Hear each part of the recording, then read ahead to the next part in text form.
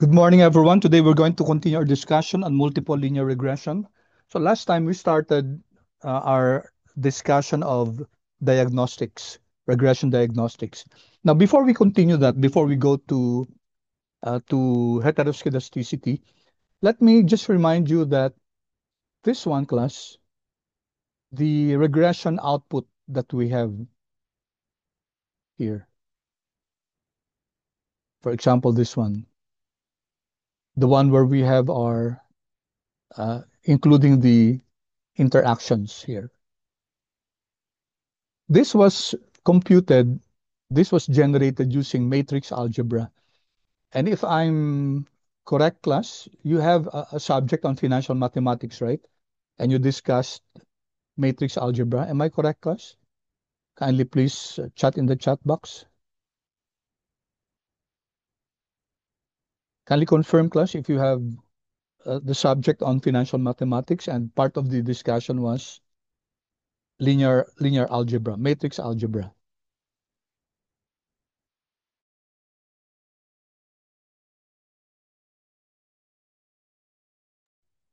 Okay, please share your answer to everyone. How about the others, class? I'm only getting one response.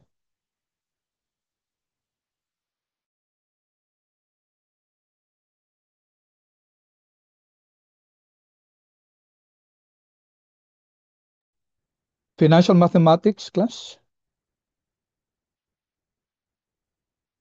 Hello?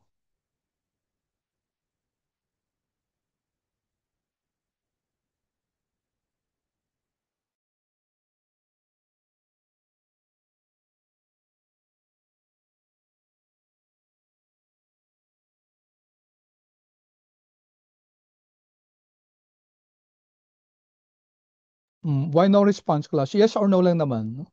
I'd like to know, have you finished the subject financial mathematics? And in that subject, did you discuss matrix algebra? I'm only getting one response for a yes or no answer. Yes, thank you. So others, yes, others, no. Okay. Uh, computer science, meron. Okay. Uh, Finamat should be discussed first before you go to. I'm wondering why Finamat is not finished with financial mathematics, but not with.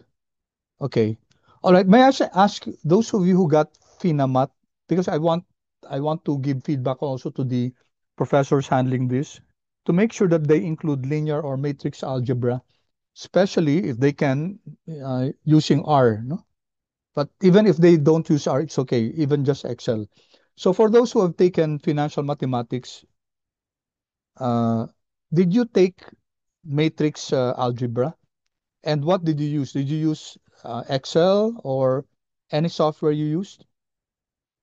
For those who took Finamat,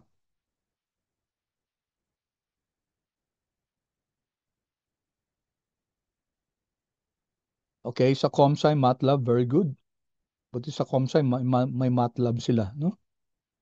Sa Richard's, yes, Gore Jordan is the method.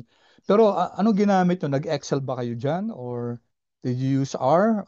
Maybe not R? Pen and paper po, sir. Pen and paper. Manual lang. Manual, okay.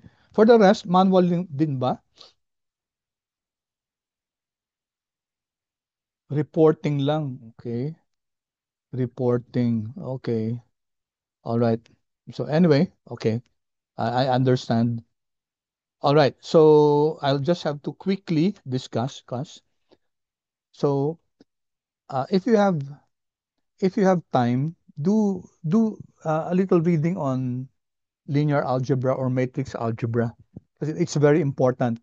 Matrix algebra is used in many problems and solving many problems in finance, in economics, of course, also in the natural sciences.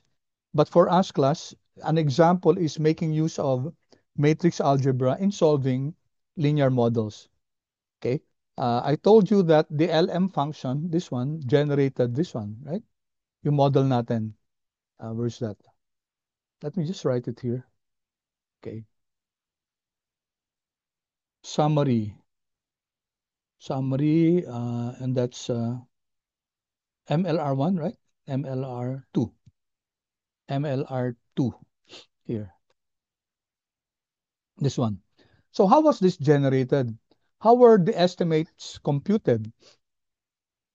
This one. How were the standard errors computed? It made use of matrix algebra. How were the errors computed? Okay, so behind the scene, R is making use of matrix algebra. So let me just quickly share with you uh, the formula that's being used, okay, because I want you to be knowledgeable about this. So beta class, this beta hat, this is your estimates, right? And it's equal to, you have here an X object, okay? Okay, then you have here the this is called your prime X, and then minus one, X prime Y. Okay, this is a very famous formula class because it generates the coefficients. Here, class, ito. Ito yon class. The estimates, the values of your parameters can be generated using this one. So it's X, you call this transpose X inverse X transpose Y. So panay X, no, and then Y. Where X is your matrix of your independent variables, and Y is the matrix of your, it's the vector or matrix of your dependent variable.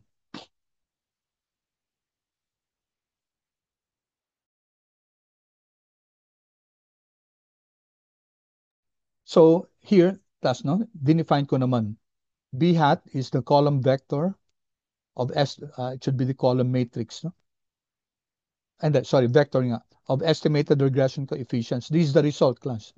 X is the design or model matrix of the independent variables, including a column of ones for the intercept. X prime is the transpose of the design matrix. X transpose X inverse is the inverse of the product of X prime and X. And Y is the column vector of dependent variable. Okay, yung transpose kas, madali lang yan. So, for example, a matrix, you have a matrix of, let's say, 3, 3, 2, 1, 0, negative 1. Okay, so this is your matrix A.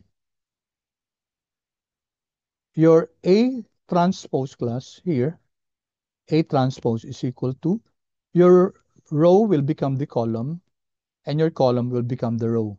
So this will become 3, 3, 2, 1, 0, negative 1. Okay, yun lang yung class, no? A transpose. Okay, so this is the one. And then this one, inverse, no? I will not have the time to discuss this, medyo lengthy in discussion na to. Suffice it to say, class, that this formula, so tandaan nyo, X transpose X inverse X transpose Y. This is the formula to generate the beta. And it makes it makes computation very easy. Okay, matrix algebra is really very powerful. So behind the LM, R was using this. Okay, the function LM was using this formula. That's why very fast class yung pag-generate ng output eh. Kasi meron tayong matrix algebra that makes computation very easy. Okay, so let's take a look at this class. I provided you the code for you to understand. So next time you see this class, or at least very easy naman to memorize, no? The beta coefficient, that's the answer, di ba ito, class? Beta coefficients, the vector of the beta coefficient, the answers, class, is equal to X transpose X inverse X transpose Y. Okay, so let's do it, class. Let me now create an object called regression formula, okay? And it's your balance, our dependent variable, regressed on, this is our interaction, income student. This is also our interaction, limit and rating, plus the number of cards, plus age, plus education, plus gender, plus married, plus data, and then, okay. Yun lang, class, no? Yun lang. Regression formula. I'm not including yung data is equal to credit. Okay, yung regression formula lang. Okay, so let's run this class. And if you take a look at your regression formula class, ito lang yun, no? Okay, it's just ano lang siya, no? It's a vector class. Parang character lang siya, no? Character vector lang siya. And then we also create our y vector. Di ba yung y vector natin class? It is the dependent variable. So we're going to get it from the credit data and then yung balance. So let's run this, control enter. So if you check your y vector, it's also a vector class y ito. 333,903,580. So saan ang galing yun? Let's check i-check lang natin class si head ni credit dollar balance. Ano ba yung laman ni balance class? Let's just get the first five observations. O kunin na rin natin dito head y vector. Compare lang natin class, making sure that 5 na pareho siya, no? All right, run this. Okay. So the y vector class is the balance variable in your credit. This is our dependent variable. Okay, so nag-create tayo ng y which contains your dependent variable and nag-create din tayo ng x. Hindi pa, yung x hindi pa, no? Okay. So ito, kailangan natin yung class dito sa formula, yung y. We have this. Now yung x naman class, ano yung x? We call it design matrix or model matrix. Tapos, ang laman niya class, hindi lang yung independent variables. Ang laman niya, it contains also another column, which is a column consisting of number 1 lang. And I'll explain bakit kailangan ng ganun. No? So, let's do it, class. This one. Ito naman pala, no? Create ko na pala to. Okay, first 10 observations. Ito ni Y. Isama natin dito, class, si, ah,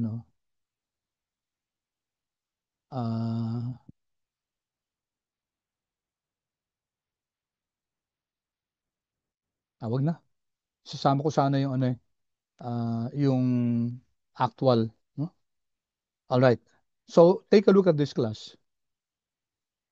X matrix. So this X matrix class is generated by the function model.matrix. Okay? Tapos, we're going to use the regression formula object. Ano yung regression formula object? Ito yung, ba? Regression formula, balance, tilde, income, etc. No? So we're asking R to generate this X matrix which using the model.matrix function, and then data is equal to credit. Okay? So what will this contain, class? It will contain yung mga independent variables natin na nakadefine dun sa regression formula.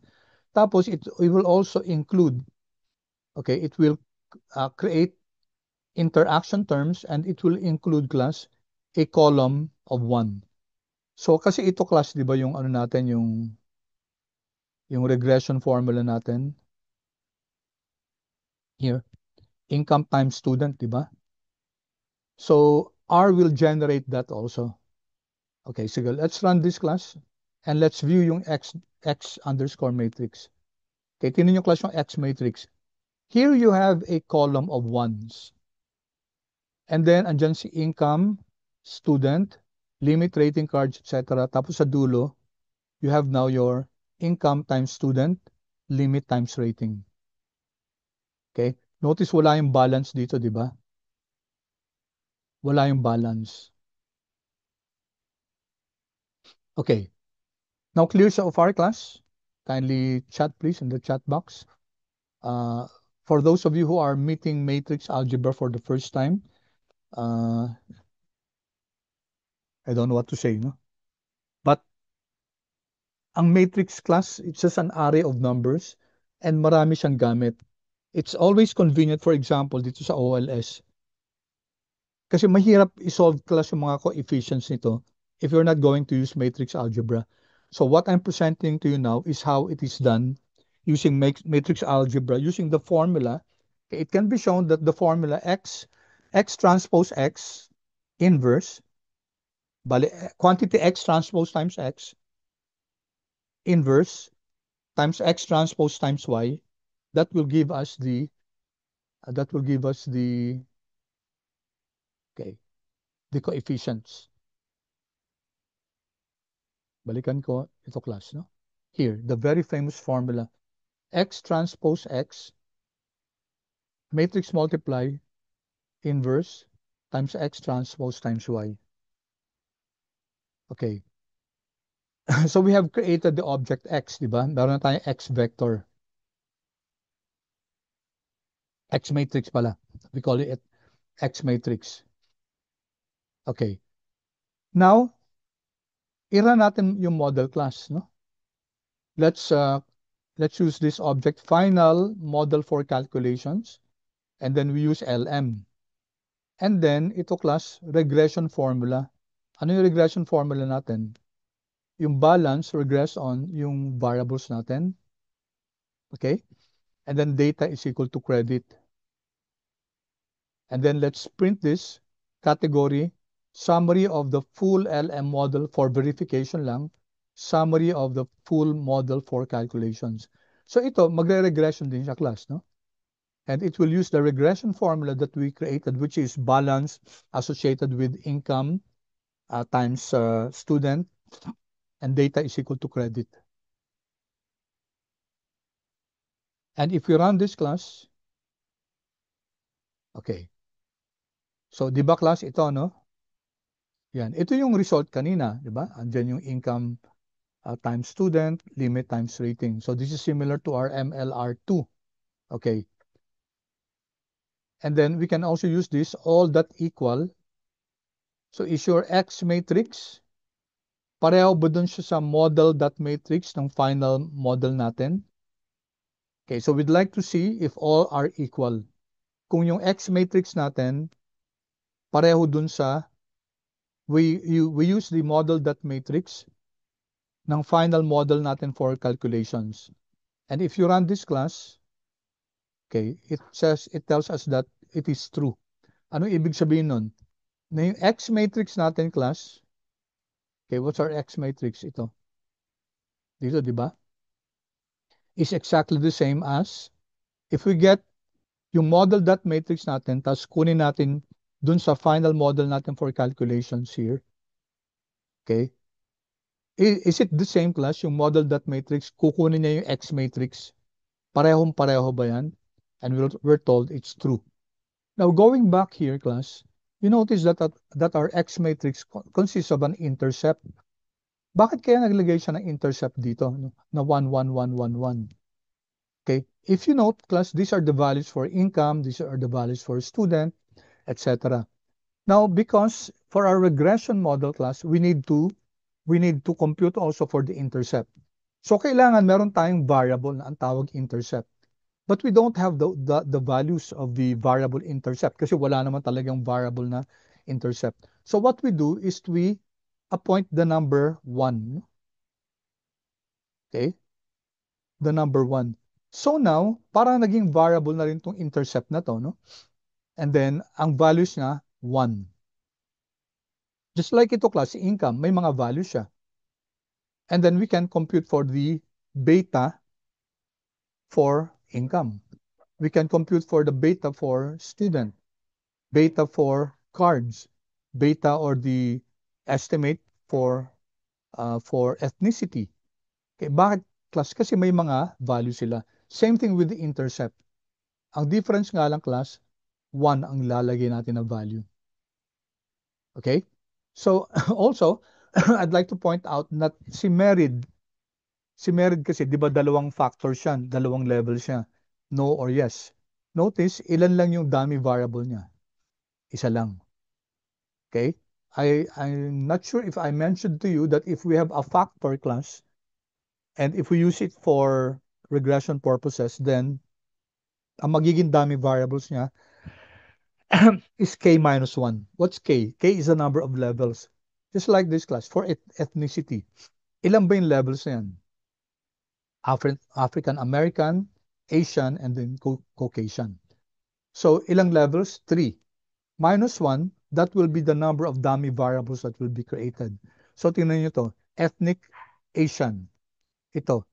Ethnicity, Caucasian. So, if you take a look at this, 0 and 1, so Caucasian tong respondent na to. 1 and 0, Asian to.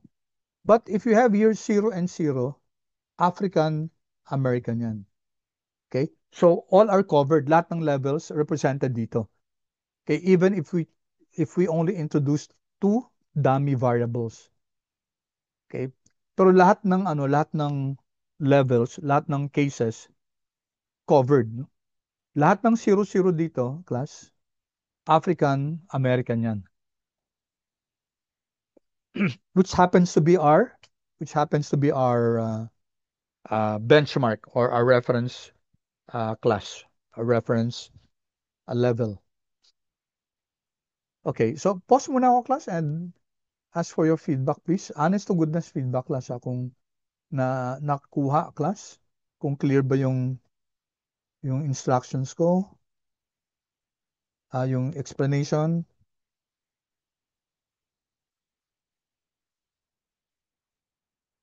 Okay, thank you. Thank you, Richard. Thank you, Jerlyn. I want to wait for the others, class. Kasi baka unclear sa inyo, tapos you would want to clarify something. Okay, thank you. All right. Thank you. For those of you who are ComSci students, sabi nyo ginamit yung MATLAB. So, of course, pwede rin yun. You can use MATLAB in order to compute for the coefficients of an OLS problem, but the formula is still the same. X transpose X inverse X transpose Y. Okay, yun class, no? So, of course, pwede kong tanungin yan sa ano, no? At least yung formula na yan, class. And what is X? As I said, X is our design matrix or model matrix and it consists of, okay, ito class, yung mga independent variables natin plus nadagdag tong intercept. Okay? So, the intercept was added to accommodate to be able to solve for the intercept, the coefficient for the intercept. Okay. So, saan na tayo? Okay, ito yung pag-solve niya class, no? So, number 1, kailangan natin class si X transpose X inverse. So, how do we do this class? X transpose X class, okay, ito yon times. Okay? So, notice class dito, may T. So, this is the transpose of X matrix. Okay, let me just show you, no? Dagdag ko lang dito quickly. Control Alt I. So, we can get the head of the X matrix, no? Sorry, X, capital X yun, ano? Matrix. And the first, let's say, kahit 3 observations lang. And then let's also get the transpose, the head of the transpose T of the X matrix. Tatlo din. Okay, take a look at this class. X matrix, first 3 observations. The transpose T, no, of the X matrix. First 3 observations, let's see. Okay, so this is the X matrix, no? Ito yung first 3 observations. Income, student, limit. Ito yon. Wait May kulang ako. Head, transpose of X matrix. Kailangan may ano to, sorry. Naka-close to, yan. Okay, my bad. 1, 2. Sobra. Dapat naka-close yung transpose, no? And then 3 observations. Let me run this again. Okay. Tingnan nyo class, what happened here?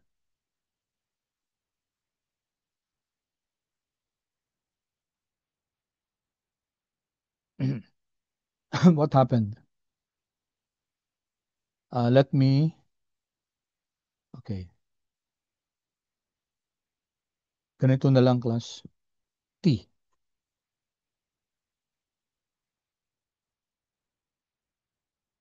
Let me just illustrate, no? I'm creating this object T, and it's the transpose of your X matrix. Control Enter. I-view na rin natin. Let me just show you class what this transpose is. Okay, look at this class. What happened? These were your columns kanina, di ba? Ano nangyari? Yung columns natin naging rows. Ito kanina class yung mga rows natin, di ba? Naging column siya. That's what happens when you get the transpose of the matrix. Okay, so I hope that's clear class. Uh, Clear ba class ito? Yung transpose of the X matrix. Kindly chat please. T stands for the transpose. So that's very easy in R. Comment please.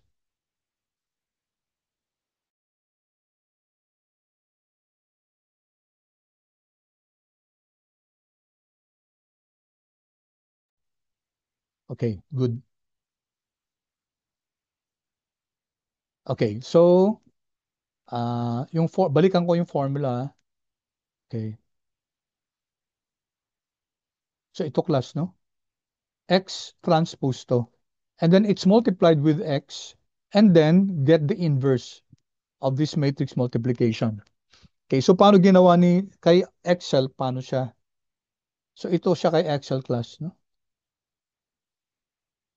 Ito yung transpose muna, X transpose to. Times X matrix ito. Ito yung matrix multiplication times. And then, yung inverse class is this one, solved. So this is the inverse. Ito yon class. Negative 1 na to. So X transpose X, it's this one. X transpose ito, multiplied by X, ito siya. This one. And then get the inverse, that's solved. Alright, so solve na natin to. Run natin. So you now have this object X transpose X, then inverse. It will be a matrix class. X transpose ito. Tingnan natin class. But the result class, we're not really interested in knowing what this is.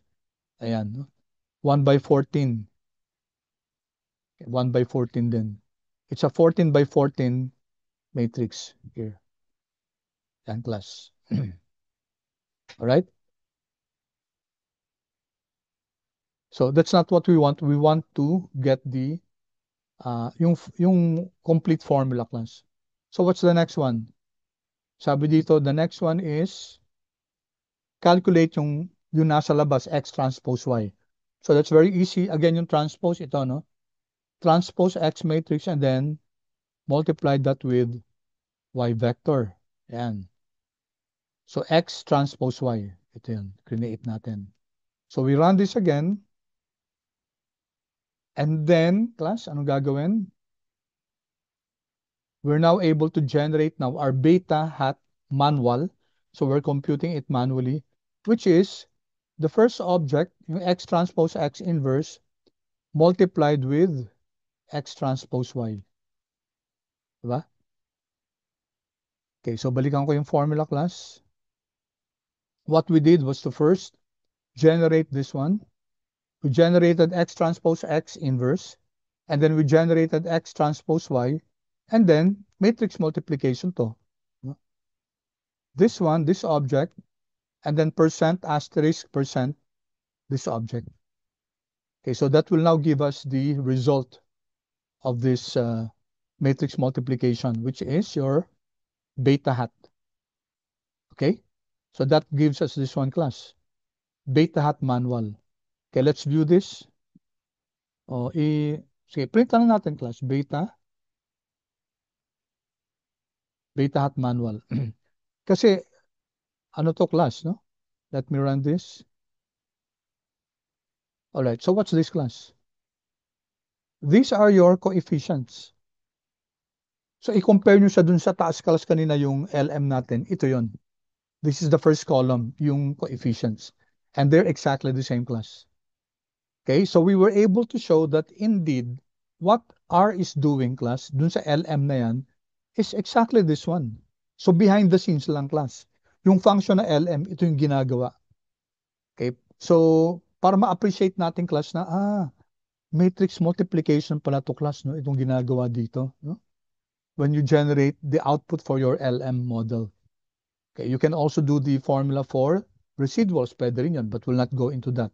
Ang importante lang sa atin, class, na aware tayo na yung coefficients natin, yung result ng regression model natin, is being generated by, again, class, memorize na lang, madali lang naman yan, x transpose x inverse x transpose y. Okay? So, by the way, class, favorite kong tanungin yan sa, ano, sa exam, no? Okay, so I suggest that you, madali lang memorize, tatlong x lang, ano? X transpose x, then parenthesis, then yung inverse natin, and then x transpose y. Okay? Uh,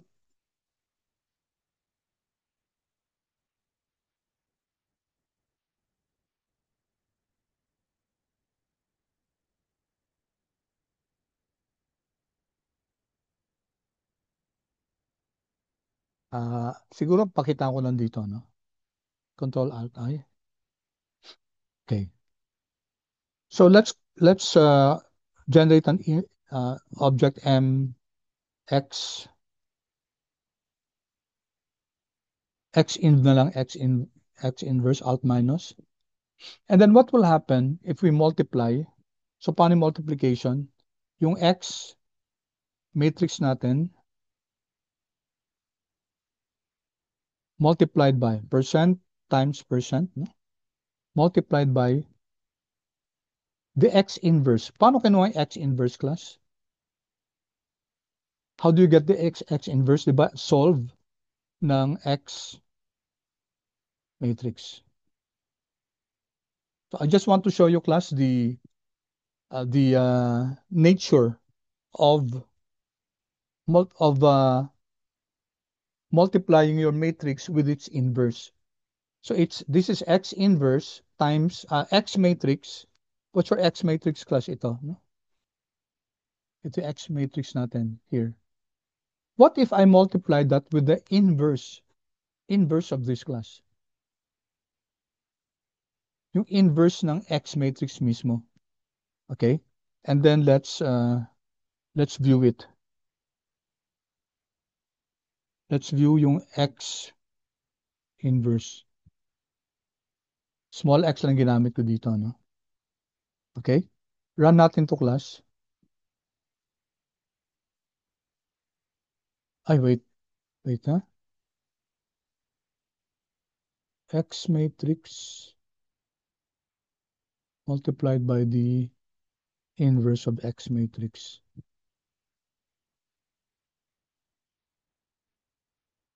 A 400, oo, must be squared dapat, no? Okay, so may mali ako sa syntax na to, no? Okay, balikan ko lang to, class, no? So, yeah, I need to fix this. Uh, I wanted to show, class, that if you multiply, class, a matrix by its inverse, then you generate what we call an identity matrix. Ang problema natin, class, si X matrix, okay, kunin muna natin, class, dito. Let me show this first. Solve muna. Okay, I'm going to call it X inverse. Ito yung X inverse natin.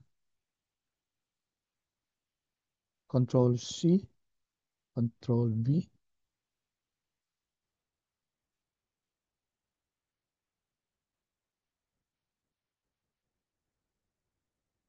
Solve.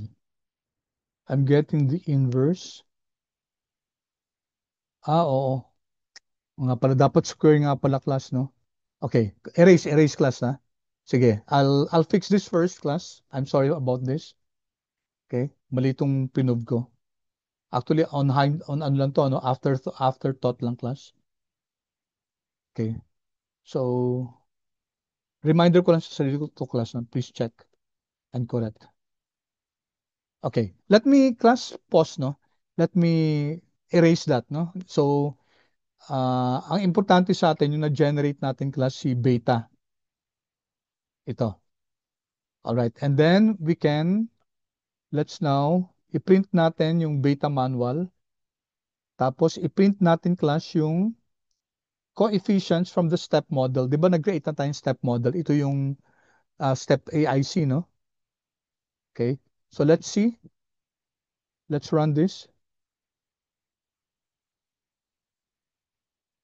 Okay, and what do you have here? Okay, magkaiba siya, di ba? Magkaiba siya kasi ito class, stepwise regression to. Di ba? AIC. Ito naman yung manual na OLS. Had we used class, had we used here, okay, ito ilalagay ko dito, no?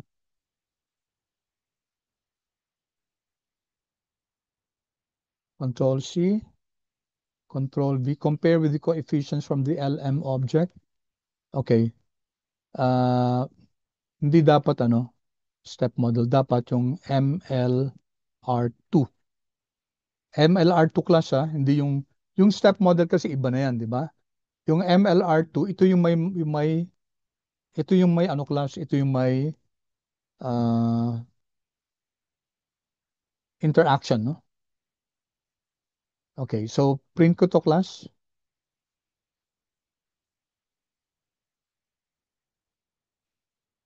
There. Negative 2.49, negative 2.49. So this was generated using the matrix multiplication. This was generated using yung MLR2 natin, yung LM containing the interaction. All right. So is that clear, class?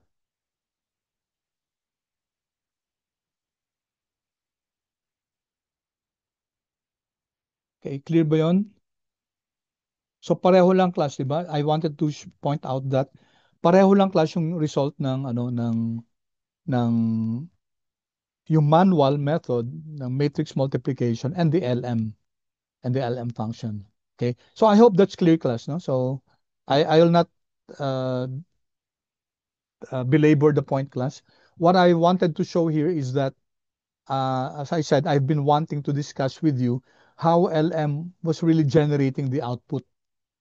So itong estimate na to, this is solved using the very very powerful matrix operation, yung X transpose X inverse X transpose Y, and we were able to show that.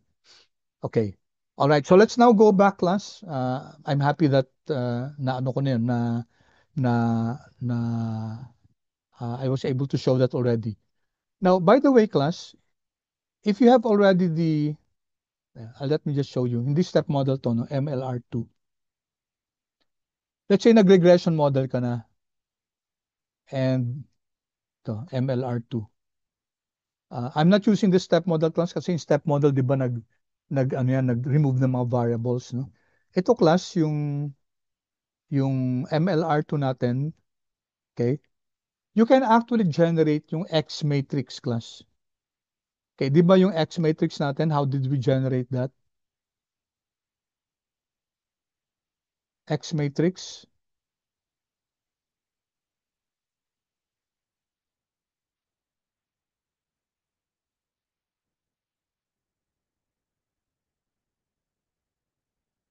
Kinuha natin using the model.matrix dun sa ginawa natin na regression formula. Actually, you can do that, class. If you have the model already, in our case, we have MLR2, di ba? We have MLR2. From the MLR2, you can generate, I'll just call it MX matrix 1. No? And then i-view natin to. Control C, view, Control V. Okay. What am I just illustrating? Meron tayong MLR2 na object, di ba? This is yung LM natin. If you want to extract yung X matrix or yung X model, class, from this regression output, we use yung model.matrix. So let's run this, class. Control Enter. And you can see, class, ito. Ito yung ginamit ni R dun sa MLR2 in order to compute for the parameters, for the coefficients. Exactly the same, class. So this is your model dot matrix or design dot matrix. No? Okay, just wanted to point that out, class. Ganun din si y vector. Okay, so let's now, class, we have discussed this. Balik tayo na sa ano, no? Balik tayo sa diagnostics. Okay, I'm happy that I was able to establish, class, yun naman objective ko na si LM, class, matrix algebra ginagamit yan. And again, class, I hope I'm not sounding like a broken record. The formula to compute for your beta is your x transpose x inverse x transpose y. Okay, so I hope I'm I'm putting it in your memory bank na kasi tatanungin ko yung class sa ano. Of course, you can find the matrix formula to get the errors. Okay? Kasi lahat yan, class, mga matrix ano yan, matrix formulas. That's why when you use the LM, class, ang bilis. Bakit ang bilis niya i-solve? Kasi yung function ng class is based on matrix multiplication. Okay. So we said that in uh, modeling in regression modeling, you don't stop at being able to create your model. Okay, the final model that we used is step model. This is with stepwise regression and both directions siya, di ba? And it turns out that 3 variables were deleted. And some variables were still there even if the p-values were not significant. Because we said that the step model, the function that we use here is step AIC, makes use of AIC as the basis and not the p-value. Okay, what do I expect from your case? Use also step AIC. All right, so chances are there will be variables there included in your model that are not significant. Okay, and they're there because lower down, they lower your information loss as measured by AIC. Okay, so we discussed this last time, class. We said that you have to plot the residuals. And then in the plotting of the residuals, class, let's see, this one, you'll be able to see and and come up with a discussion or analysis about the validity of your model. We say that the OLS, ordinary least squares, is hinged on certain assumptions. And one of the assumptions is dapat linear, no? And then also yung walang correlation among the independent variables. That's for multicollinearity. The error terms also should not be correlated. And that's more for time series, not so much for cross-sectional data. Because for cross-sectional data, you can rearrange the order of your data. If you rearrange the order of your data, then your residuals will have different arrangement already, right? Okay, so the assumption that the requirement that the residual should not be correlated only is relevant for a time series data. And another one, class, yung the residual should be homoscedastic, which means that the residual should be constant across your observations, across your fitted values. Okay. So here we have let's quick review, class, residuals and then the fitted values. You can see here that the residuals seem to exhibit non-constant variance. Okay, and then this one we said that we discussed this one for determining if your residuals are normally distributed, which is also a requirement. The third one, it makes use of the square root of standardized residuals. Okay, and we said that studentized residuals is very important for determining if there are leverage points.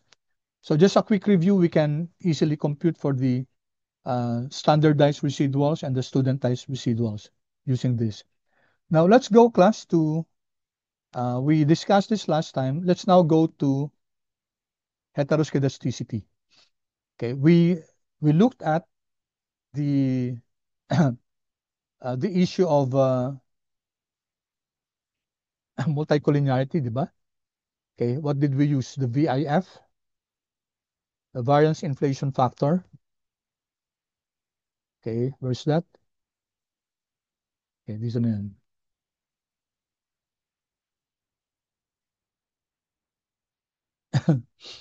Okay, so, all right. Let's now go to addressing heteroscedasticity. Now, question class, did I share this with you? Itong portion ng codes na to na yung robust standard errors class? Did I? Kindly chat, please.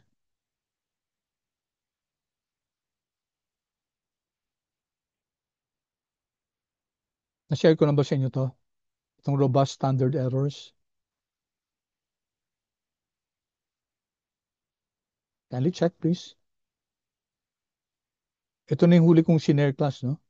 Yung influential data points here. Not yet. Okay. Wala pa. Okay, sige. So, this will be copied dun sa after yung after nitong natin, studentized residuals. Remember class, yung last time natin, di ba ito? Yung pag-plot natin ng influential plots. Here. Am I right, class? We discussed this last time, di ba?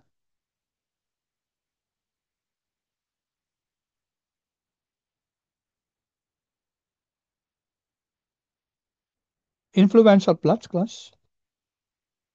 Here.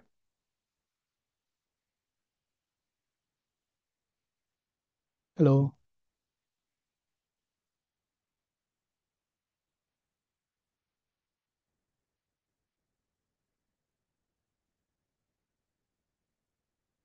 Ito yan, class. Ito.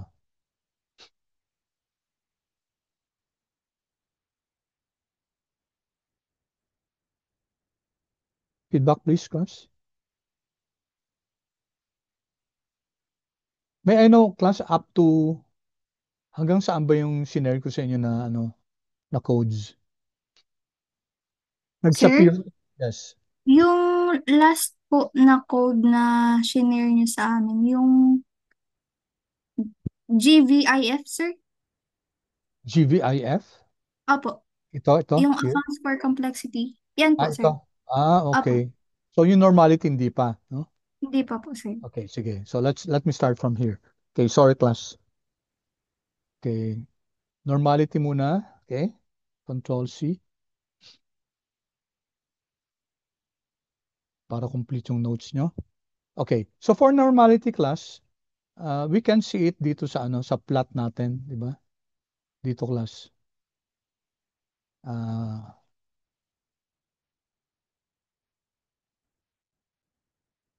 Here, number 2, their class, di ba? Sabi natin, the residual should be normally distributed. And the residuals class should follow this dotted line here. Yan yung quantile line natin. Quantile line. So if the residuals display a behavior where they veer away from, kunyari, gumaganon sila, no? Gumaganon yung residuals. Usually here, no? O kaya dito class, no? Then chances are baka hindi normally distributed yung residuals. In this case class, the residuals are really very close to the quantile line. So we can say that the residuals are normally distributed. Okay, but we should also check statistically, class, kung based on statistics, based on statistical test, kung ano siya, class, kung normally distributed. And, okay, going back here, the code that I shared with you, class, here.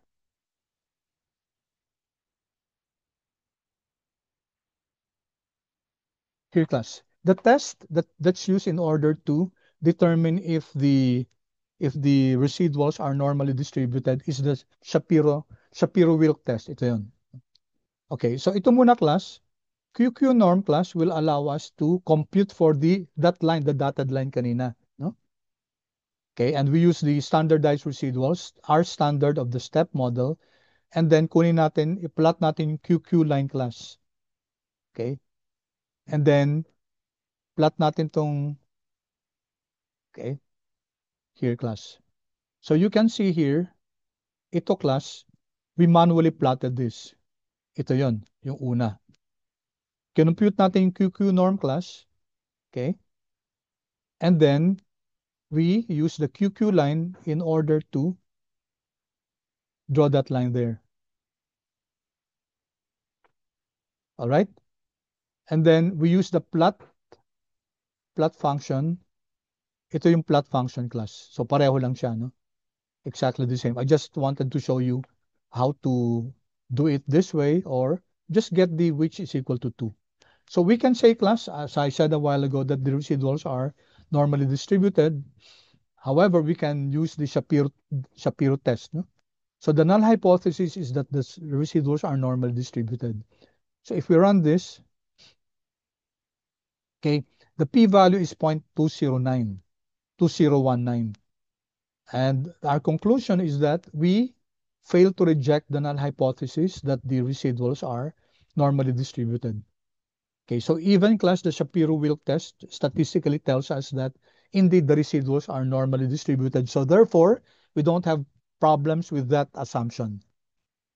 Okay, now it's important to plot it because sometimes yung weakness ng mga test class minsan, let's say this is the plot. Tapos minsan yung Shapiro test, it will say that the p-value is less than 0.05, kunyari 0.01, making us reject the normality assumption. So pag ganun class, visually kita naman natin na na na normally distributed, no? And then the statistical test will tell us that it's not normally distributed. So in those rare times class, we have to really exercise good judgment na hindi, ano yan eh, normally distributed siya. So it's a weakness of the statistical test. Okay. And then, tingnan natin to class, itong, hindi ko pa pala nag-discuss to, no? Itong outliers here. Okay, I'll share this with you. Okay, mahaba to. Okay. I'll have it class para siguradong, okay, here. Here first, Control C.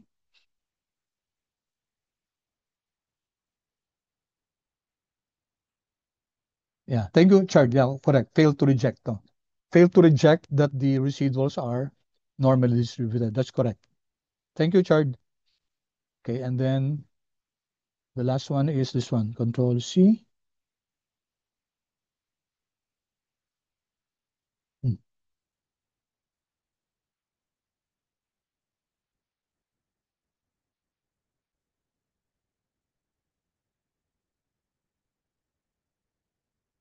All right. So quickly, class, let's discuss this. The issue of outliers, the issue of influence data points, and the issue of leverage. Okay. When you have outliers, class, that can really wreak havoc on your model. If you have data that's an outlier, okay pa yon, no?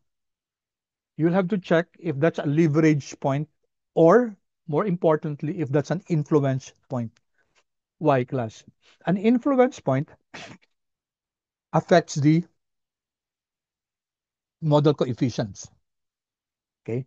Ibig sabihin ng class, the influence is a tendency to really change the coefficients.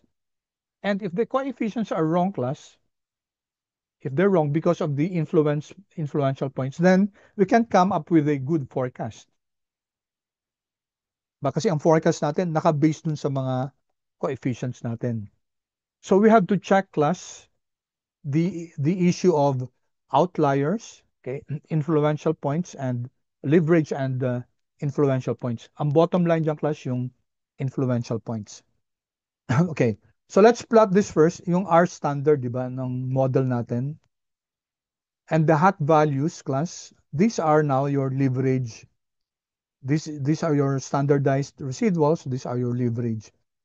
Okay. And then let's use the library car and then create this influence plot. So let's run this, class. And then you can see here, ito yung standardized residuals natin. Okay? Ito yung hat values natin, which is important in determining yung influence. Tapos class, ito uh, yung influence plot natin. Wait, saan ang galing tong ano? Is this plot to no? And then here. So here, four observations. Si 29, si 121, si 262, at saka si 324. Dito yung from influence plot. You can see here, class, no? My glasses. Si 121, 29, 324, and 262. So these are let's say, the outliers, okay, possible leverage, and possible influential data points. So how do you determine, class, if these are leverage or influential? Okay, now take note that a data can be an outlier, but not an influence, or not a leverage or influential point. Pag ganun, class, it doesn't matter. Outlier lang yan. Wala siyang effect dun sa ano. It does not affect our model. The main problem is that if your outlier is an influential point. Take note, not all outliers are leverage or influential points. But all leverage and influential points are outliers. Okay, so I hope you see the direction. So here, dito sa hat values, class, ito measure to ng measure ng influence points siya, class. Here. Where's that? Okay, what the plot shows, ito yung sa x-axis natin yung hat values. Saan na yan? Ito, sorry, ito. So this is your hat values. These are your measure ng influential point, no? And this is your studentized residuals on the y-axis. Okay. So now, class, yung large bubbles, they are measures of Cook's distance. Sabi natin si Cook's distance, class, it is a metric for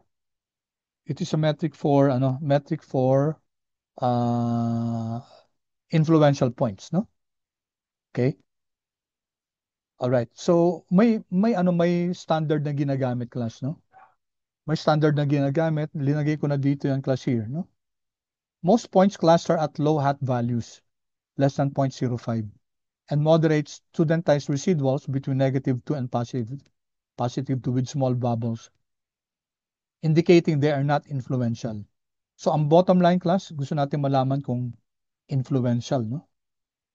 And you can see here that sa Cook's distance, class, ang metric, class, 0.31, 0.5. Pag nag-increase greater than 0.5 yung Cook's distance, class, influential yun. So here, the bluest of the blue is 324, yet 0.3 lang siya, class, no? I think I showed you before yung point nasa which is equal to 4. Ano nga natin? Plot step underscore model, and then which is equal to 4. Yan, control enter. Ay, naka-capital S, sorry. Yan, class. Alright, di ba 0.3, no? Si 324, 0.315 siya eh. Dun sa influence points na ito. Influence plot. Here. 0.315. Si 324 yan, siya yung pinaka-blue, no? Okay? And then, dito sa Cook's distance plot, okay, we can see here, 0.3 something, no? And it does not reach yung 0.5. That's the benchmark for determining if that observation number 324 is an influential point. So, if it's an influential point, class, ano gagawin? Okay, you have to remedy that, class, and there are ways to do that. Number one, you can delete that, but that's the last thing that you should do. Or you can do what we call weighted least squares. Yung weighted least squares, class, yung mga ganyan mga points, ang gagawin dyan, bibigyan sila ng mas maliit na weight. Okay, so that their influence on the parameters will be minimized. Okay, just informing you about what's being done there.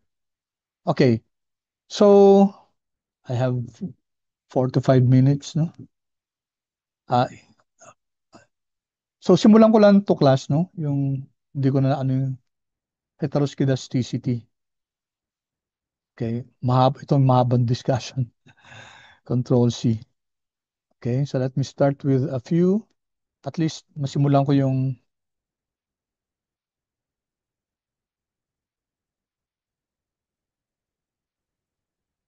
I really don't appreciate Zoom as far as sharing text is concerned.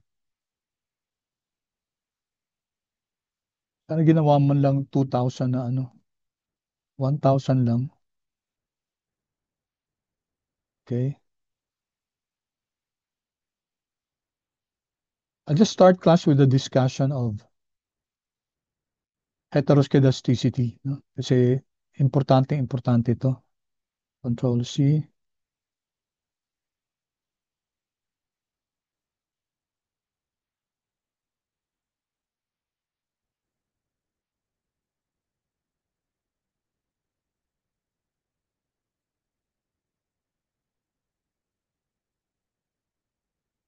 Or tis hanggang sa ano mahaba kasi. Okay. Up to there na lang.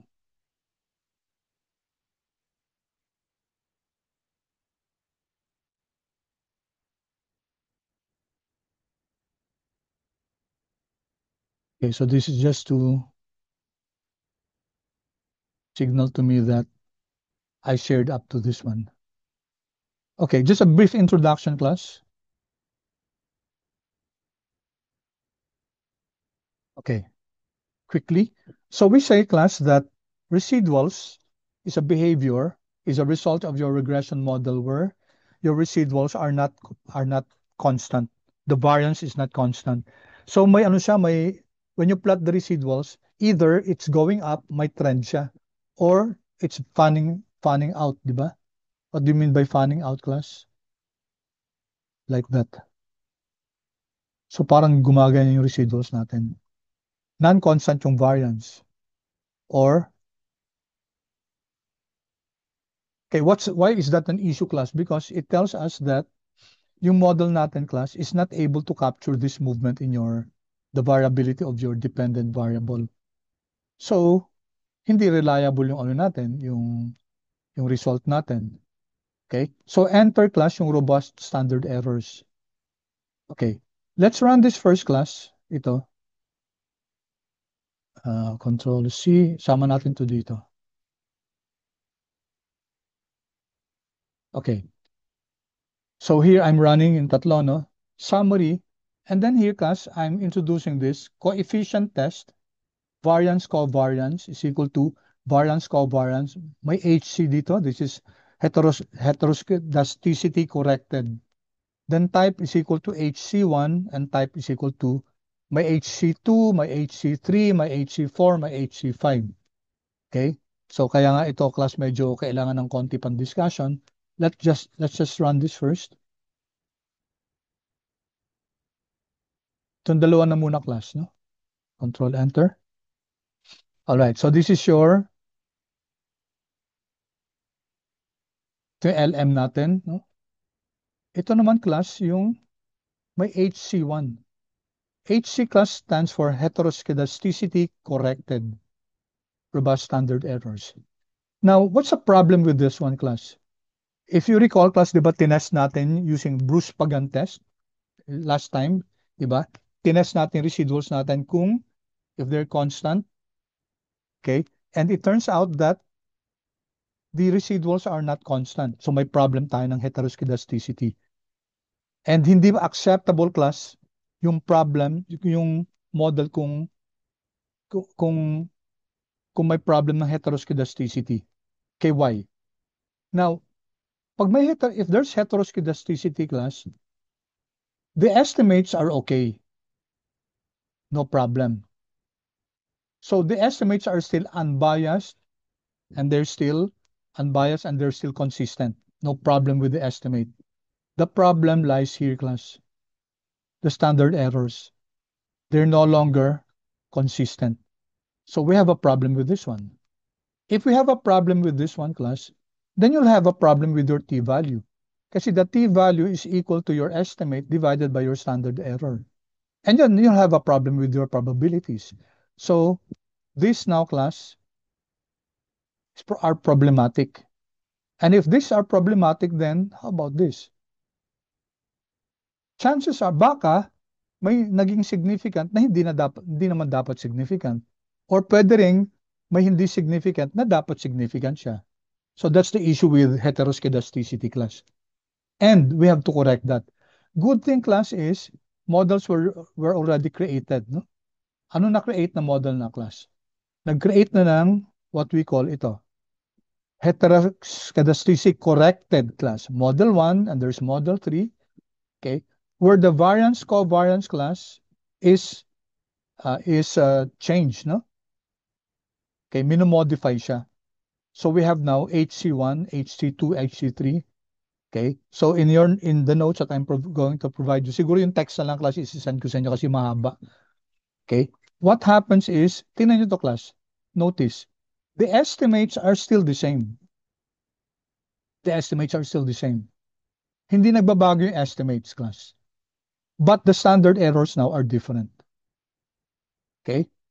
Possibly, class, yung mga, so pag nagbago, class, yung standard error, magbabago yung t-value. Magbabago yung p. And pwedeng magbago din kung significant or not. Pwede rin hindi, no? So here, dalawa yung hindi significant. Sa heteroskedasticity corrected, dalawa din yung hindi significant. Okay, and then pareho lang yung ano nila, yung significance, yung mga stars nila pareho lang. So in this case, hindi masyadong nagbago yung ano, yung p values. Pero nagbago yung standard errors. Nagbago yung standard errors. Okay? So meron ding HC3, okay? And I'm going to provide you with the differences. Okay, ipro-provide ko yung mga mahabang notes to class, no? So kindly na lang, please. Ganun kahaba, no? But it's important that you just understand. Basahin nyo lang, no? Basahin nyo para alam nyo kung ano nangyayari. Okay? You know what's happening if our residuals suffer from heteroskedasticity. How do you remedy? Ang dali lang, class, ito lang. Either HC1, HC2, HC3, ganun lang, class. However, you'll have to report that, class, in your model. Sabihin nyo na, nag-create kayo ng robust standard errors. Okay? So, mababago dyan yung standard errors, t-values, and p-values. But the estimates will not be the same. Now, is this still the best model? Okay? Unfortunately, class, hindi na siya yung best. Why? Hindi na siya yung best, class. Kasi, affected na yung estimates natin. Hindi na to yung model na minimum yung residual squared. Hindi na siya. Okay? So, I'll end there, class, and then I'll share with you, ipopost ko na lang sa ano natin, sa Canvas, yung other notes, no? Pakibasa na lang, class, kasi mga ano to, these are medyo self-explanatory naman siya, no? And it tells us why it's important to use robust standard errors. Okay? So, for example, ito. By using robust standard errors, we have addressed the main concern stemming from heteroskedasticity, that the validity of our standard errors and statistical test. Yung validity nila, di ba? So mali-mali yung standard errors natin. Mali yung standard errors, mali yung t-values. Mali yung t-values, mali yung p. Okay? However, and even though its model's coefficients are unchanged, no? However, if heteroskedasticity is very severe, or points to modal issues, further investigations or more refined model refinement may also be warranted. Ibig sabihin, class, yung robust standard errors will not address the other concerns. No? Kunyari, mali yung model natin, mali yung kulang yung mga ano natin, predictors natin. Kahit ka pa mag-robust standard errors, hindi mako-correct yun, ha? Okay, class? So the robust standard errors does not correct, class, the weaknesses of the model. Ang mako-correct lang niya yung ano ng ano, yung standard errors. Okay? Yun lang mako-correct niya. And therefore, mako-correct na niya yung t-values at saka yung p-values. Pero hindi niya mako-correct yung error ng model due to, let's say, mali yung mga predictors natin. May exogeneity. Okay? May correlation yung independent variable natin at saka yung residuals. Yun ang hindi niya mako-correct. It might need other remedies. All right? So, uh, okay. Thank you so much, class. I'll stop recording now and I'll just share the remaining notes. Okay.